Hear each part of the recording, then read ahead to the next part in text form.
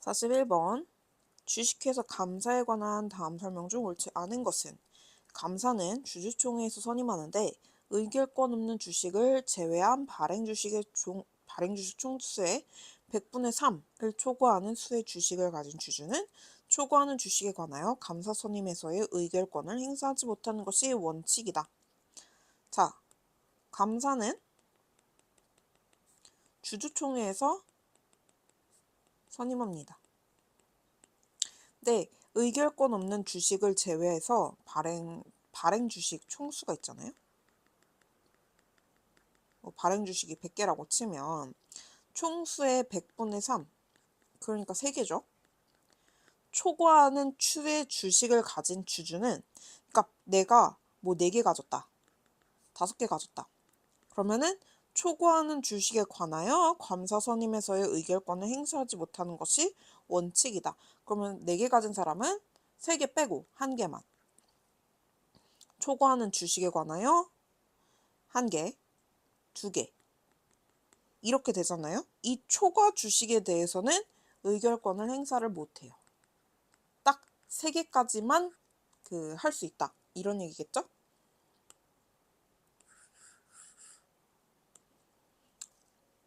주주총회에서 감사 선임 결의가 있고 선임된 사람의 동의가 있었다고 해서 바로 피선임자가 감사의 지위를 취득하게 되는 것은 아니고 주주총회의 선임 결의에 따라 회사의 대표기관이 임용계약에 청약을 하고 피선임자가 이에 승낙을 함으로써 피선임자가 감사의 지위에 취임하여 직무를 수행할 수 있게 된다.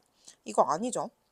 이거 되게 자주 나와요. 그쵸? 왜인지 모르겠는데 어쨌든 이거 되게 뭐랄까 어렵지 않은데 자주 나오는 선지. 이사든 감사든 청약과 승낙이 필요해요? 청약과 승낙은 필요 없어요. 그냥 선임된 사람이 동의를 하고 주주총회에서 선임을 하고 동의를 하면은 바로 그냥 지위를 취득하게 되는 거죠.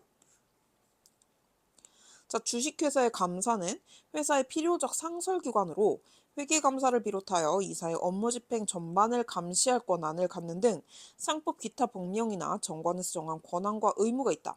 감사는 이러한 권한과 의무를 선량한 관리자의 주의 의무를 다하여 이행하여야 하고 이에 위반하여 그 의무를 해태한 때는 그로 인하여 회사가 입은 손해를 배상할 책임이 있다. 그쵸? 왜냐하면 감사가 해야 하는 일이 있잖아요.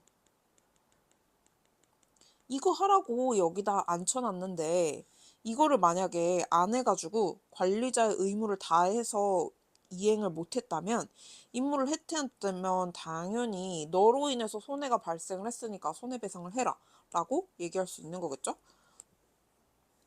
감사의 소극적 직무 수행 사유만 가지고 감사로서의 자격을 부정하거나 주주총회 결의에서 정한 보수 청구권의 효력을 부정하기는 어렵다. 보수가 합리적인 수준을 벗어나서 현저히 균형성을 잃은 정도로 과다하거나 오로지 보수의 지급이라는 형식으로 회사의 자금을 개인에게 지급하기 위한 방편으로 감사로 선임하였다는 등의 특별한 사정이 있는 경우 보수 청구권의 일부 또는 전부에 대한 행사가 제한되고 합리적이라고 인정되는 범위를 초과하여 지급된 보수의 반환을 구할 수 있다. 자, 감사가 소극적으로 직무를 수행했다는 사유만 가지고 쟤는 자격이 없어 라거나 쟤 돈 받을 저기가 없어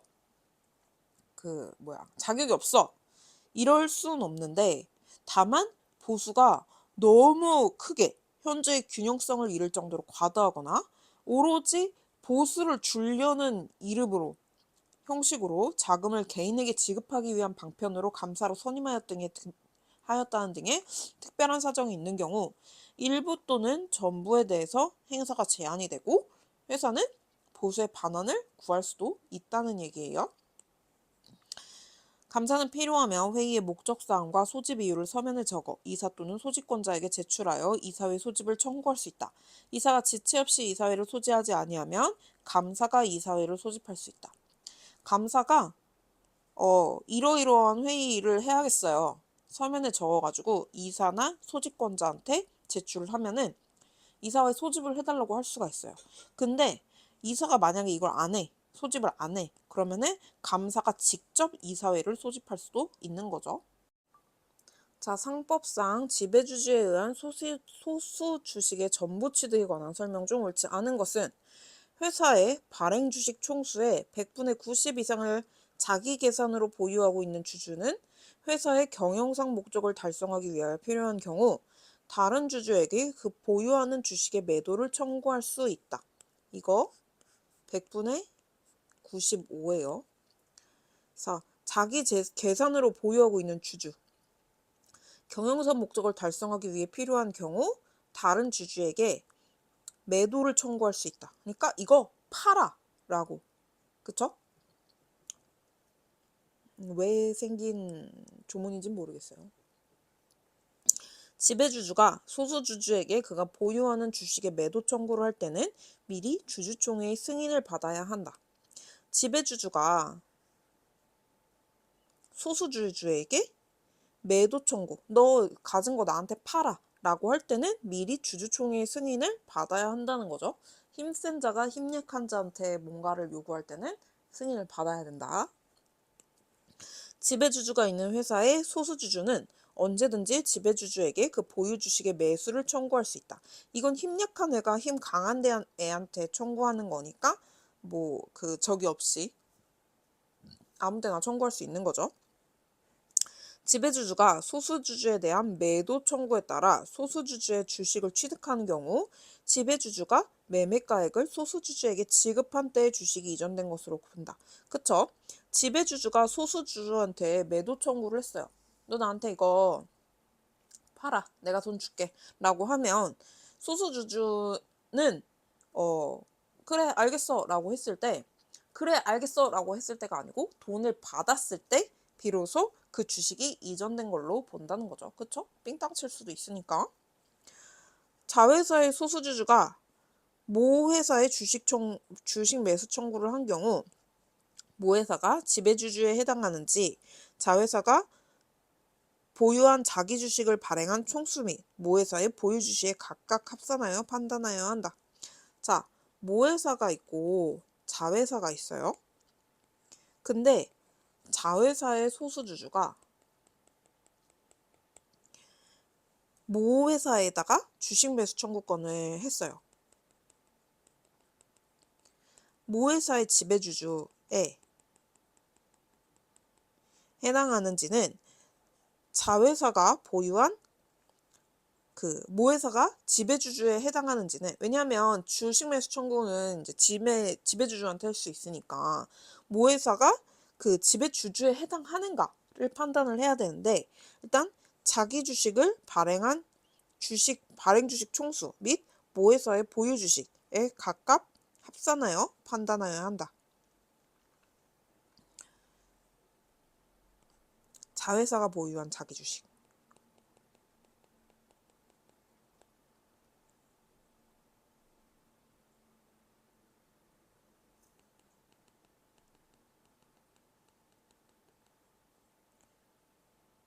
아니지, 이게 아니지. 발행 주식 총수에다가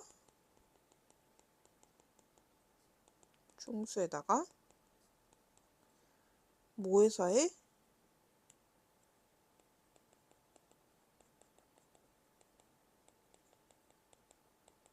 이거를 각각 합산하여 판단해야 한대요.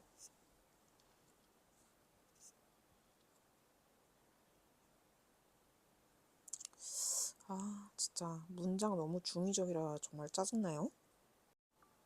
자, 유한회사에 관한 다음 설명 중 옳지 않은 것은 유한회사의 정관에서 특정 이사의 보수액을 구체적으로 정한 경우 보수액은 임용계약의 내용이 되어 당사자인 회사와 이사 쌍방을 구속하므로 특별한 사정이 없는 한 유한회사 사회총회에서 임용계약을 내용으로 한 이미 편입된 이사의 보수를 감액하거나 박탈하는 결의를 하더라도 이러한 사원총회 결의는 결의 자체의 효력과 관계없이 보수 청구권에 아무런 영향을 미치지 못한다.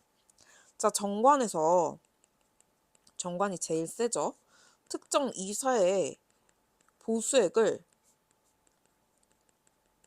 이미 구체적으로 정해놨어요. 그러면은 이거는 이제 회사하고 당사자, 이사죠. 쌍방을 구속한단 말이에요. 그렇기 때문에 유한회사의 사원총회에서 이거를 감액하거나 박탈하는 결의를 하더라도 아무 청구 영향이 없다는 소리죠. 유한회사의 사원총회에서 선임된 이사가 회사와 명시적 또는 묵시적 약정에 따라 업무를 다른 이사 등에게 포괄적으로 위임하고 이사로서 실질적인 업무를 수행하지 않은 경우라 하더라도 특별한 사정이 없는 한 소극적인 직무 수행 사유만 가지고 이사로서의 자격을 부정하거나 사원총회 결의에서 정한 보수 청구권의 효력을 부정하기는 어렵다. 이거는 앞에 소극적인 직무 수행까지는 이해를 하겠는데 실질적인 업무를 수행하지 않았다 그래가지고 맨 처음에 풀 때 엄청 고민했었거든요. 실질적인 업무를 안 했으면 이건 이 업무 해태 아니야? 라고 생각을 했었는데 포괄적으로 다른 사람한테 딱 떠넘기고 실질적인 업무를 수행하지 않아도 이게 사원총회에서 정한 보수 청구권의 효력을 부정할 수는 없게요. 유한회사 성립 후에 출자금액 납입 또는 현물 출자 이행이 완료되지 아니하였음에 발견된 때에 회사 성립 당시 사원 이사의 감사는 회사에 대하여 납입되지 아니한 금액 또는 이행되지 아니한 현물의 가액을 연대하여 지급할 책임이 있는데 사원의 책임은 면제하지 못하나 이사와 감사의 책임은 총사원의 동의가 있으면 면제할 수 있다. 이게 사원이라는 게 되게 유한회사든 뭐든 뭐랄까 되게 그 가장 그 노예 계급으로 생각이 그 머릿속에 약간 박혀 있어가지고 저는 그래갖고 이거를 사원의 책임을 그 면제하지 못한다고? 라고 이렇게 되게 맨 처음에는 이게 이렇게 약간 인지 부조화가 좀 많이 왔었는데 유한회사는 사원의 힘이 더 세죠. 그래서 임사의 감사의 책임은 총사원의 동의가 있으면 면제할 수 있고 네, 이제 사원은 거기서 벗어나지 못하는 거고 유한회사 사원의 지분은 사원이 회사에 대하여 가지는 권리 의무의 총체 및 사원권으로서의 신분상 권리와 아울러 재산상의 권리를 포함하고 있는 것이므로 재산상 가치를 가지고 이를 현금화하는 것이 가능하므로 강제집행의 대상이 되고 피전부 채권으로서의 적격도 있다. 이거 틀렸죠? 사원이 회사에 대해서 가지는 권리 의무를 얘기하는 건 맞는데 신분상의 권리, 재산상의 권리 이거는 나중에 나 이 돈 줘라고 청구할 수 있는 권리예요. 같이. 근데 이건 아직 현재 정해지지 않았단 말이에요. 그래서 정해지지 않은 가치에 대해서는 강제 집행을 할 수도 없고 피전부 채권으로 전부 그 명령을 내릴 수도 없어요. 그렇기 때문에 신분상의 권리도 있는 것도 맞고 재산상의 권리가 있는 것도 맞지만 아직 환가될 수 없는 그 권리이기 때문에 이제 그 강제 집행도 할 수 없고 전부 명령의 대상이 될 수 없다는 거. 자, 유한회사의 사원권에 관한 명의신탁 해지로 명의신탁자가 사원권을 회복하기 위하여는 사원총회의 특별결의가 있는 때에 하나의 효력이 생기고 해지의 의사표시만에 의하여 수탁된 지분이 바로 명의신탁자에게 복귀하는 것은 아니다. 사원권에 관해서 명의신탁 해지로 명의신탁자가 사원권을 회복하기 위해서는 특별결의가 있어야 된대요. 그래서 누가 A가 지금 B한테 명의 신탁을 했어요. 그러면은 수탁자잖아요? 그럼 만약에 이거를 해지를 해요. 그래서 그럼 얘가 회복을 해야 되잖아요. 근데 이게 해지한다고 그냥 회복되는 게 아니고 사원총회에 특별결의가 있어야 된다고 얘기하는 거예요. 자, 중간배당에 관한 설명 중 옳지 않은 것은 연 2회 이상의 결산기를 정한 회사는 중간배당을 할 수가 없다. 그렇죠? 중간배당에 관한 이사회의 결의가 있는 경우 같은 영업연도 다시 중간배당에 관한 이사회 결의를 하는 것은 허용되지 않으나 영업연도 중이라도 중간배당 지급 청구권의 내용을 수정하는 이사회 결의는 허용된다. 이거 수정도 안 돼요. 중간배당이라는 게 원래는 되게 추상적인 건데 이사회 결의가 있으면은 이게 구체화가 되는 거예요. 그래서 이사회 결의를 통해서 이미 구체화가 됐기 때문에 그 중간배당에 대해서 그 같은 영업연도 중 다시의 이사회 결의를 하는 것도 허용되지 않고, 그리고 영업연도 중에 청구권을 수정하는 것도 허용되지 않아요. 자, 배당 가득 이익이 없는데도 중간 배당이 실시된 경우 위법 배당에 따른 부당이득 반환 청구권은 10년의 민사 소멸시효에 걸린다. 자, 부당이득 반환 청구, 손해배상 청구 이런 거는 상사시효가 아니고 보통 민사 소멸시효로 체크가 되죠. 상법에 따른 중간 배당 횟수는 영업연도 중 1회로 제한된다. 이게 두 개가 헷갈릴 수 있는데 이거는 결산기잖아요. 결산기를 정한 거. 그리고 이건 중간 배당이고, 결산기가 2회 이상인 경우에는 중간 배당을 할 수 없다는 거고, 중간 배당의 횟수는 영업 연도 중 1회로 제한된다는 거고. 자, 당일 결산기. 대차 대조표상의 순 자산액이 상법 1항에 규정된 이익 배당의 법정 한도에 미치지 못함에도 불구하고 중간 배당을 한 경우 회사에 대해서 연대하여 차액을 배상할 책임이 있다. 대차 대조표상 순 자산액이 이익 배당 얼마 정도 이상의 이익 배당이 있어야 우리가 배당을 해라고 이제 규정을 해놨는데, 거기 법정 한도에 미치지 못함에도 불구하고 중간 배당을 한 경우에는 이사는 회사한테 야, 너 이거 뭐야? 이러고서는 배상해라고 얘기할 그 책임이 있다는 거죠. 책임. 권리가 아니고 책임.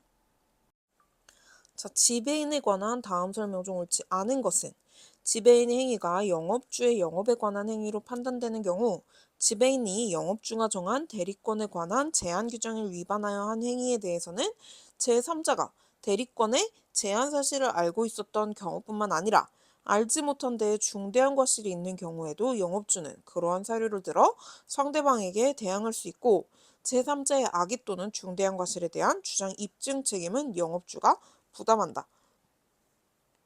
영업주가 있고, 그리고 지배인이 있겠죠? 지배인이 뭔가 행위를 했어요. 근데 이게 영업주의 행위로 판단이 되는 경우예요. 그러면은 지배인이 영업주가 정한 대리권에 관한 제한 규정을 위반하여 한 행위에 대해서는, 근데 이거는 그 지배인이 대리권 제한 규정으로 걸어놓은 거예요. 그러면은 제3자가 위 대리권의 제한 사실을 알고 있었던 경우뿐만 아니라 알지 못한 데에 중대한 과실이 있는 경우에도 제3자가 이거를 알든 혹은 중과실이 있던 영업주는 그러한 사유를 들어 상대방한테 대응할 수 있고, 너 알았잖아 라고 할 수 있고, 제3자의 악의 또는 중대한 과실의 주장 입증 책임은 영업주가 받아간다. 얘 악이에요. 알고 있었어요. 라는 거를 누가 입증해야 된다? 영업주가 입증해야 된다. 그쵸? 지배인은 영업주에 가름하여 영업에 관한 재판상 또는 재판외의 모든 행위를 할 수 있고, 지배인이 대리권에 대한 제한은 선의의 제3자에게 대항하지 못하며, 지배인의 어떤 행위가 영업주의 영업의 과실과의 여부는 지배인의 행위 당시의 주관적 의사뿐만 아니라 행위의 객관적 성질을 함께 고려해서 판단을 해야 한다.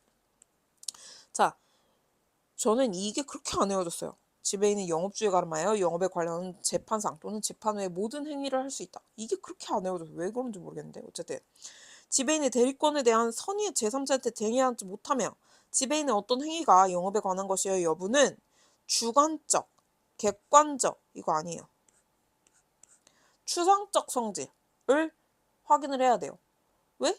그 주관적인 의사 그리고 객관적 성질 이런 거 확인하면 안 되죠. 추상적으로 이게 원래 무슨 행위인가, 원래 뭘 위한 행위인가 이런 거 이렇게 나눠진 대로 해야지, 얘가 무슨 생각으로 이런 행위를 했느니 이런 그 상황을 다 이렇게 보면서 저기 하면 안 되잖아요. 포섭하면 안 되잖아요. 지배인의 행위가 영업에 관한 것으로서 대리권 범위 내의 행위라 하더라도 본인의 이익이나 의사에 반하여 자기 또는 제3자의 이익을 도모할 목적으로 권한을 행사한 경우 상대방이 진위를 알았거나 알 수 있었을 때에는 유추의 속상 지배인의 행위에 대해서 영업주 본인은 아무런 책임을 지지 않는다. 대리 권한 범위 내에 행위. 그러면은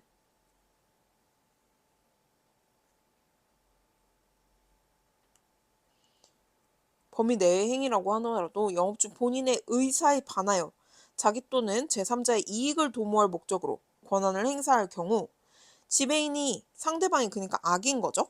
악이면은 영업주는 아무런 책임을 지지 않는 거죠. 표현들이. 근데 악인 경우에는 아무런 책임을 지지 않는다.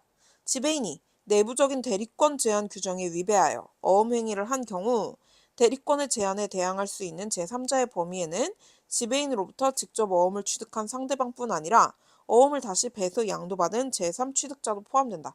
이거 여기저기서 되게 많이 나오는데 어쨌든 제3자의 범위에는 직접 취득한 사람뿐만 아니라 거기서 다시 배서받은 제3자도 포함된다는 거. 부분적 포괄 대리권을 가진 사용인의 경우에는 표현 지배인에 관한 상법 14조의 규정이 유추 적용되지 않는다.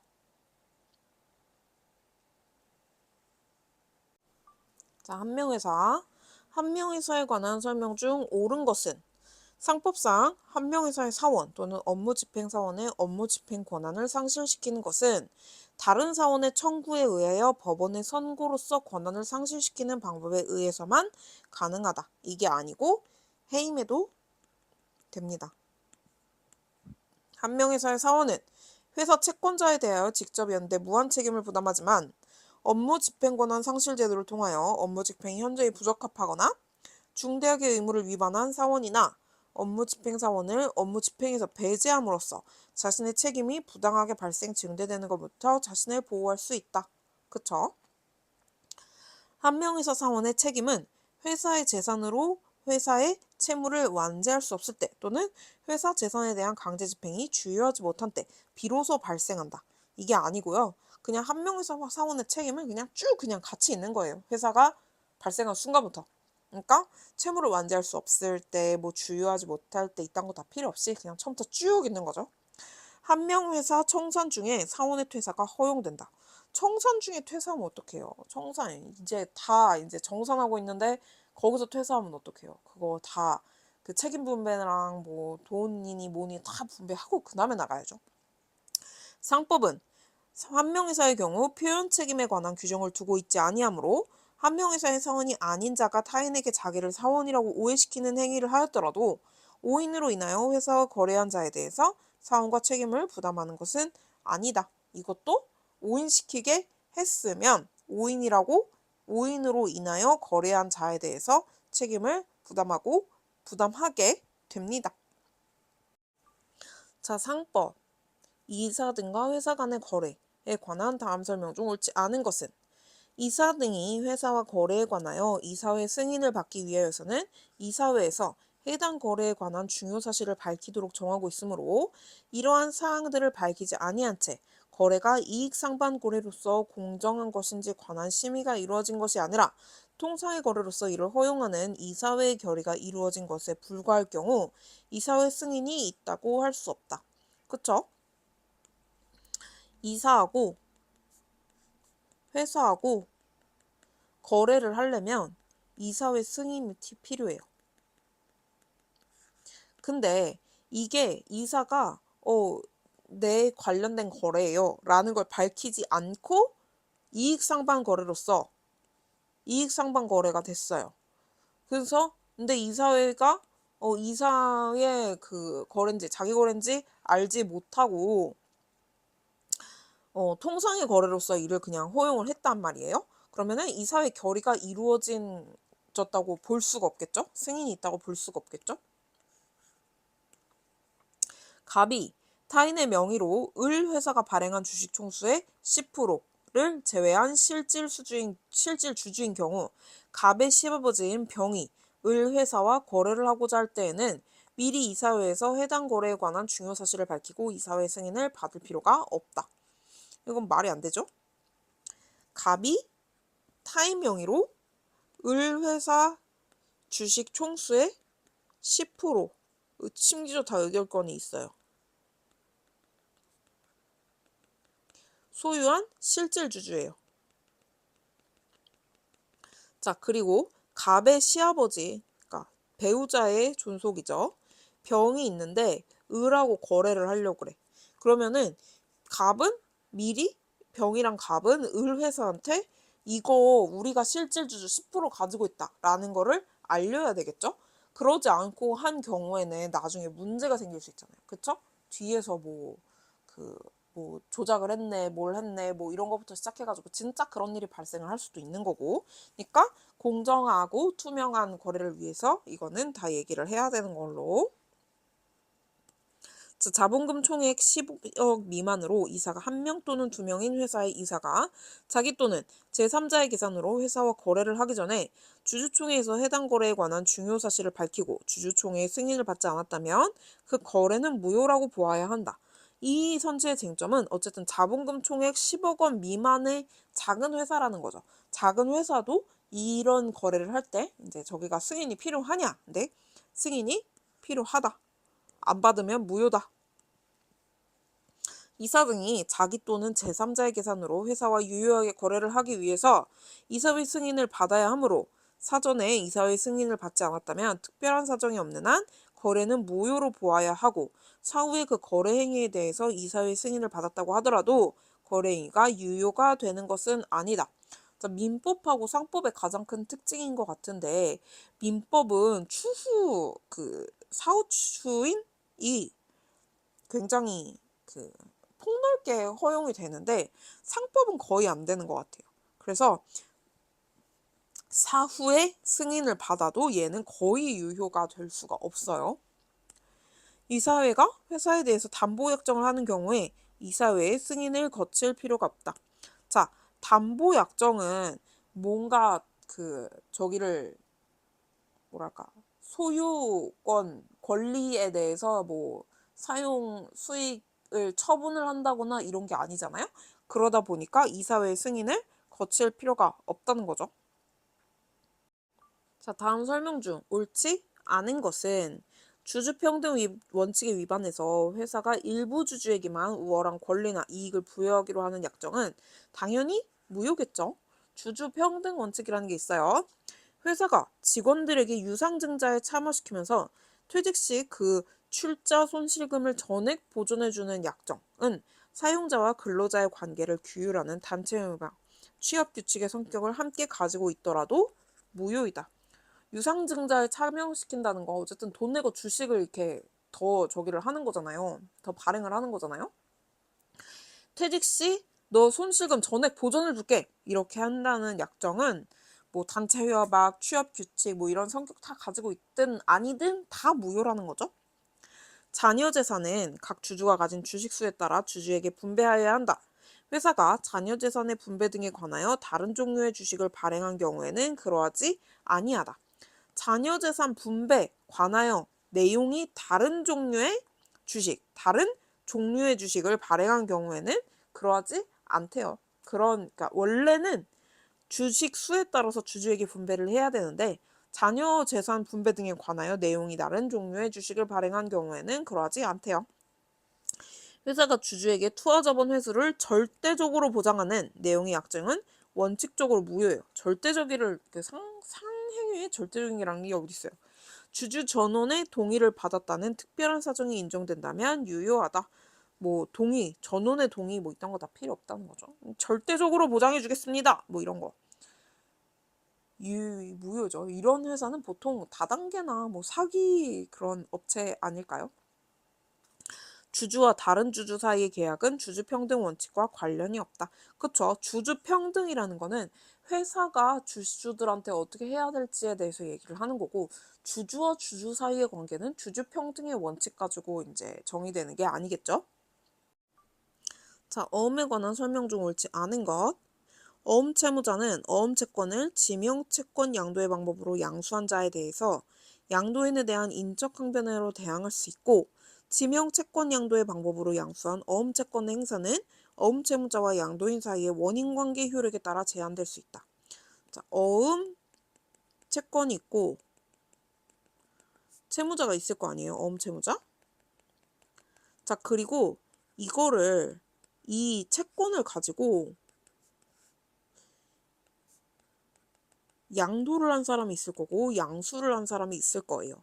근데 이거를 지명채권 방법으로 양수를 했으면 그 어음 채무자는 이 양수한 자일 때 한테 대항을 할 수 있는데 양도인에 대한 인적 항변 있잖아요. 인적 항변은 말 그대로 사람과 사람 사이의 인적 항변이란 말이죠.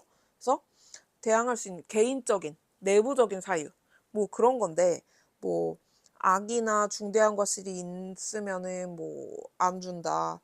권리취득에 하자가 있는 경우에 안 준다. 기존 채무에 관한 이행 거절 사유가 있으면 안 준다. 뭐 여러 가지가 있을 수 있단 말이죠. 그런 거를 이제 만약에 양수인이 지명채권의 방법으로 양수를 했다면 양도인이 가지는 인적 항변 그 부분이 다 같이 양수가 되기 때문에 채무자는 양도인에 대한 인적 항변으로 양수인한테 대항을 할 수가 있는 거고 결론적으로 채무자와 양도인 사이의 원인 관계의 효력에 따라서 양수인이 이제 어음 채권을 행사하는 게 제한될 수 있다는 거죠. 자, 발행인과 수취인이 통모하여 진정한 어음 채무 부담이나 어음 채권 취득에 관한 의사 없이 발행인이 채권자에게서 채권 추심이나 강제 집행을 받는 것을 회피하기 위해서 형식적으로 약속어음을 발행한 가장한 경우 발행행위는 통정허위 표시로 무효이고 어음 발행행위 등 어떤 의사표시가 통정허위 표시로서 무효라고 주장하는 자에게 해당하는 사실을 증명할 책임이 있다. 자, 당연히 무효인 어음 발행에 대해서는 주장하는 사람한테 증명할 책임이 있다는 거죠. 자, 특정인의 채무를 담보하기 위해서 약속어음을 발행하거나 어음을 배서를 했어요.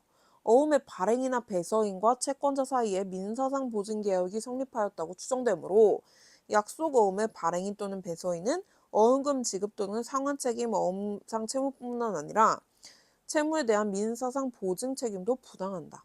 이거는 아니라는 거죠. 약속어음을 발행하거나 배서한 경우 거기까지예요. 민사상 보증계약이 성립하였다고 추정하려면 진짜 그런 부분에 대한 계약이 있다거나 아니면 그런 걸 추정할 수 있을 만한 무언가가 있어야 돼요. 그런 게 없는 경우에는 민사상 보증계약까지 우리가 추정할 수는 없어요. 그래서 민사상 보증 책임도 당연히 부담하지 않겠죠. 매수인이 매도인으로부터 물품을 공급받은 다음 그들 사이의 물품 대급 지급 방법에 대한 약정에 따라 대금의 지급을 위하여 물품 매도인에게 지급기일이 물품 공급일자 이후로 된 약속어음을 발행 교부한 경우 물품 대금 지급 채무의 이행기는 다른 특별한 사정이 없는 한 약속어음의 지급기일이고 위 약속어음이 발행인에게 발생한 지급정지 사유로 지급기일이 도래하기 전 지급 거절이 되었더라도 지급 거절된 때 물품 대금 지급 채무의 임기가 도래하는 것은 아니다. 자, 매수인이 있고 매도인이 있어요. 매수인이 매도인으로부터 물품을 받았어요. 그쵸? 얘가 팔았으니까. 그들 사이에 물품 대급 지급 방법에 대해서 대금을 어떻게 할 거야? 지급을 위하여 물품 매도인에게 지급 기일이 공급일자 이후인 약속어음을 발행 교부했어요.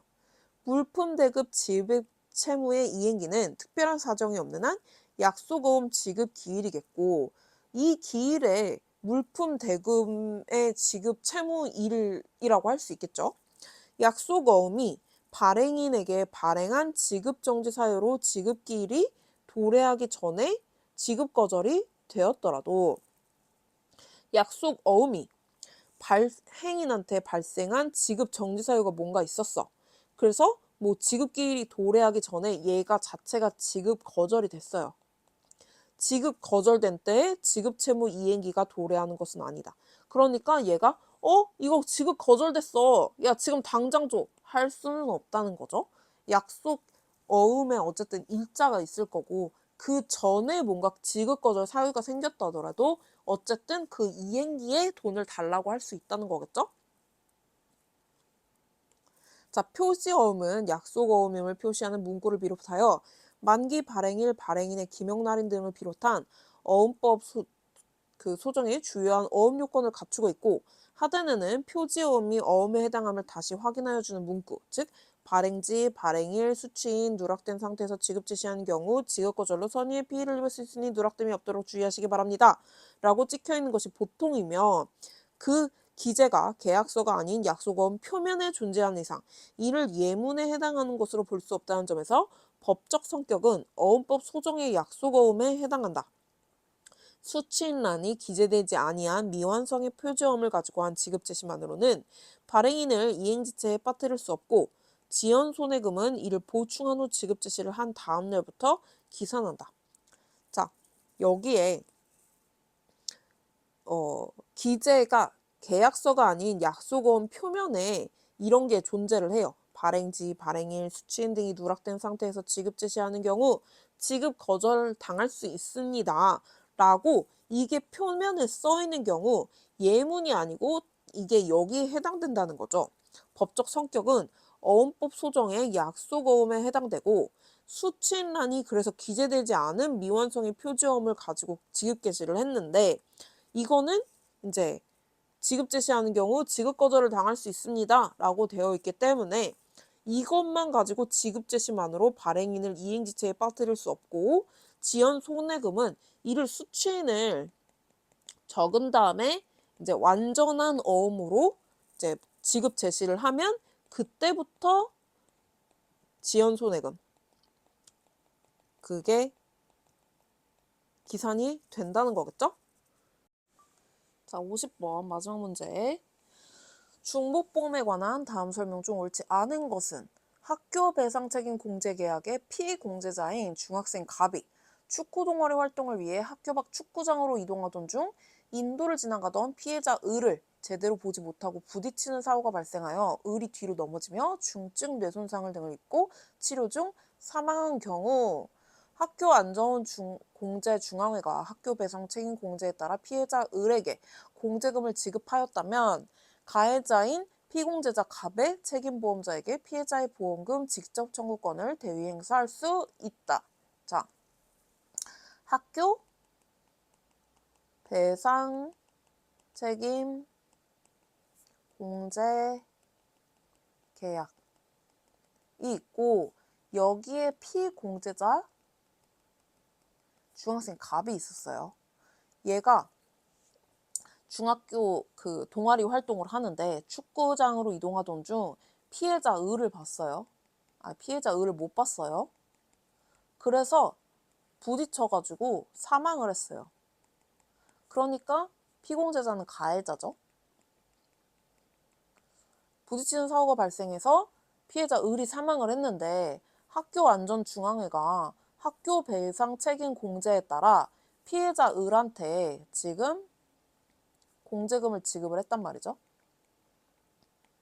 가해자인 피공제자 갑의 책임보험자에게 가해자의 갑의 책임보험자에게 피해자의 보험금 직접 청구권을 대위 행사할 수 있느냐. 그러니까 학교 공제금을 준 얘가 얘한테 직접 청구권을 대위 행사할 수 있느냐 인데, 그건 안 되고, 자, 공제금을 줬잖아요. 그러면은 가해자인 피공제자 갑의 책임보험자한테는 자기가 준 공제금을 넘어선 부분에 대해서만 구상권을 행사할 수 있어요. 직접 청구권 아니고 구상권이에요. 너무 어렵지 않나요? 어렵기도 하고 안타깝기도 하고 그런 판례입니다.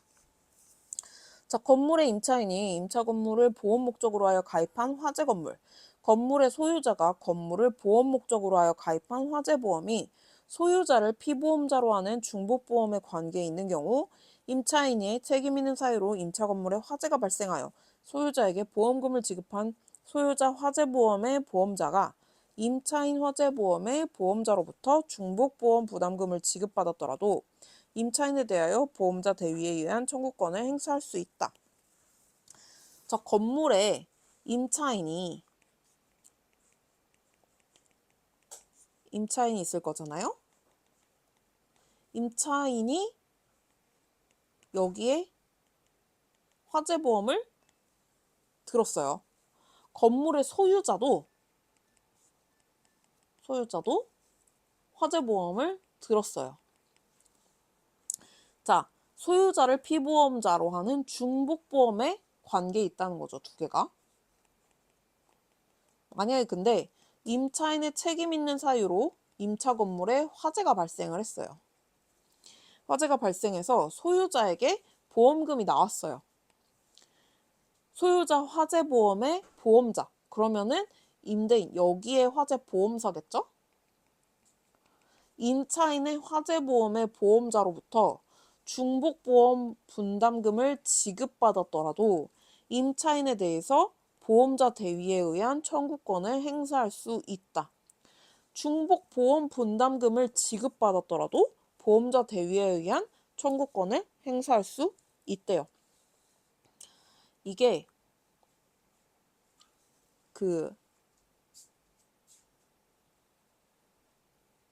범위가 소유자에게 지급한 보험금에서 임차인 화재보험의 보험자로부터 지급받은 중복보험 분담금을 공제한 나머지 부분에 대해서 책임 비율의 부담 부분으로 축소될 뿐이고, 어쨌든 간에 임차인의 같은 금액을, 책임보험 청구권에 관한 금액을 임차인에게 화재보험의 보험자에게 청구할 수 있대요.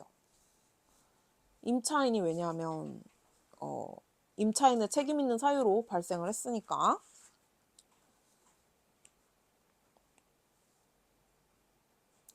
헐.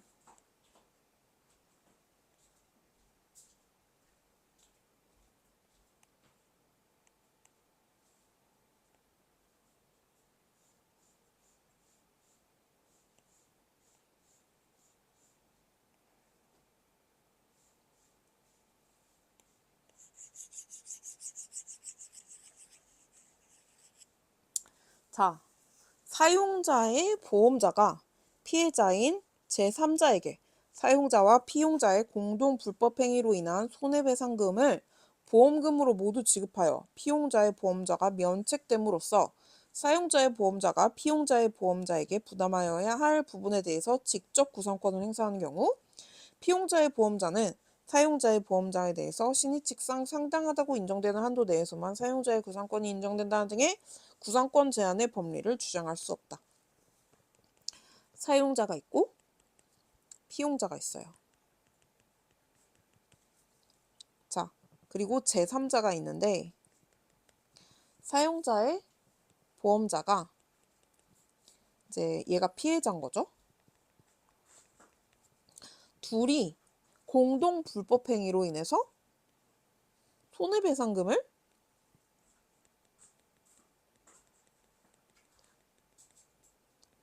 이 사용자의 보험자가 지급을 한 거예요. 그래서 피용자의 보험자가, 얘는 돈을 안 줬죠. 사용자의 보험자가 피용자의 보험자에게 부담하여야 할 부분에 대해서 직접 그래서 구상권을 행사하는 거죠. 그러면 피용자의 보험자는 사용자의 보험자에 대해서 신의칙상 상당하다고 인정되는 한도 내에서만 사용자의 구상권이 인정된다는 등의 구상권 제한의 법리를 주장할 수 없다. 얘는 그러면 그냥 이거 줘야지, 걷다 대고 뭐 신의칙상이 어쩌고 사용자의 구상권이 이렇게 해서 인정이 어쩌고 이런 말 못한다는 거죠. 그냥 줘야 된다는 거예요. 자, 하나의 사고에 관하여 여러 개의 무보험 자동차에 의한 상해 담보 특약이 체결되고 보험 금액의 총액이 피보험자가 입은 손해액을 초과하는 때에는 손해보험에 관한 상법 제672조 1항이 준용되어 보험자는 각자의 보험 금액의 한도에서 연대 책임을 지고 각 보험자 사이에는 각자의 보험 금액 비율에 따른 보상 책임을 진다. 특별한 사정이 없는 한 보험금 지급 채무에 대하여 부진정 연대 채무가 있다. 자, 사고가 있어요. 여러 개의 무보험 자동차.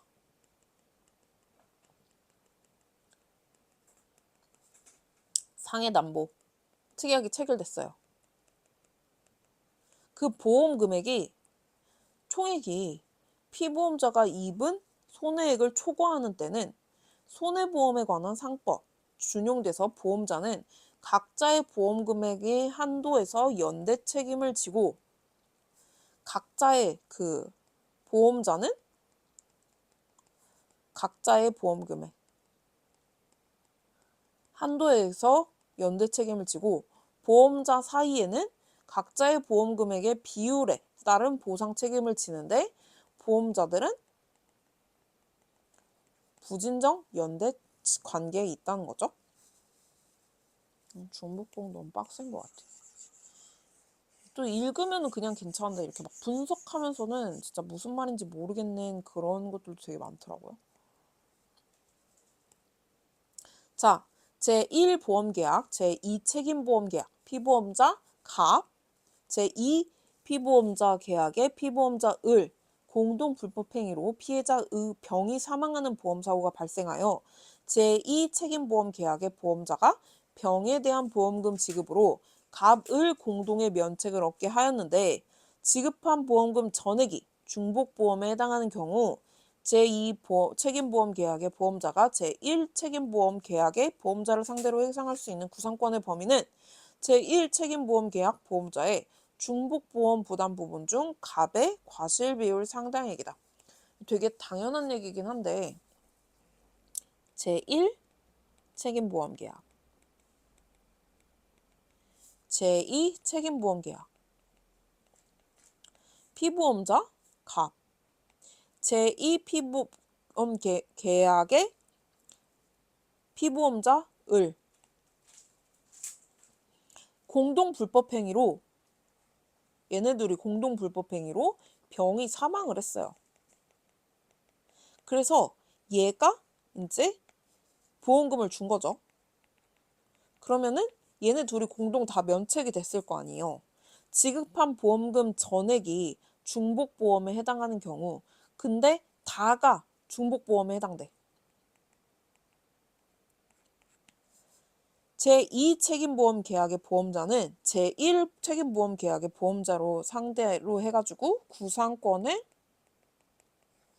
청구할 수 있는데 야, 너도 갑 피보험자로 데리고 있으니까 갑이 과실비율 상당액 대해서 나한테 돈 줘 라고 요구할 수 있다는 거죠.